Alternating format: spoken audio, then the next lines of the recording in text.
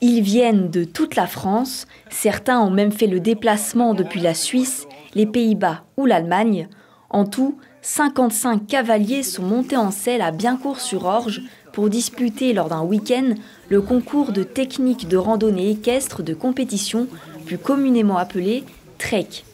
Cette discipline comprend 3 épreuves, un parcours d'orientation et de régularité, la maîtrise des allures et un parcours en terrain varié. Ce samedi 2 août, c'est carte en main que les cavaliers ont réalisé l'épreuve d'orientation. Les concurrents peuvent alors rester jusqu'à 7 heures sur le cheval. On a plusieurs tronçons avec des vitesses imposées où le but c'est de respecter au mieux un tracé qui est décidé. Nous l'organisateur on a travaillé pour trouver des difficultés en forêt, de lecture de cartes, de lecture de points remarquables, éventuellement d'erreurs, de relief, etc.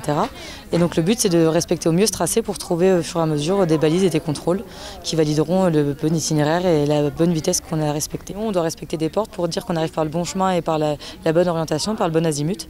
Et donc en fait ces tickets vont valider, on part avec une somme totale de points et à chaque fois qu'on passe hors d'or de ces fanions, on perd 30 points. Et on peut aller dans le négatif, ça arrive.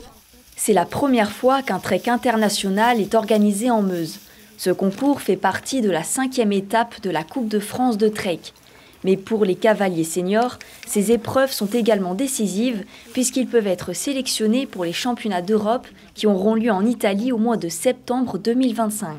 On est à 1 mois de l'événement, donc on attend de trouver les couples en meilleure forme, avec des chevaux en meilleure forme possible. Donc effectivement, s'il y a des gens qui sont des cavaliers qui sont en balance, si sur cette compétition-là, les chevaux ne sont pas à leur maximum ou on a un doute, on ne les prendra pas et on prendra plutôt un cavalier dont on est sûr de la santé du cheval d'ici 1 mois en Italie. C'est les résultats de toute l'année qui comptent et aujourd'hui, dès qu'on aura les résultats, le président du jury nous les fera passer. Comme ça, on verra si il y a une constante, il y a quelqu'un peut-être qui sort du lot ou c'est des résultats qui confirment le reste de la saison. Donc nous, ça nous conforte, c'est plus facile pour nous que ça soit la continuité de la saison. Donc on a encore quelques cavaliers à arriver, mais ça commence à toucher à sa fin. Donc on va commencer à rentrer les résultats, voir un petit peu s'il y a des problèmes sur les différents contrôles, puisqu'ils sont contrôlés au fur et à mesure de leur parcours. Au bout de plusieurs heures d'efforts, les cavaliers et leurs montures peuvent enfin se reposer. Ça y est, c'est fini.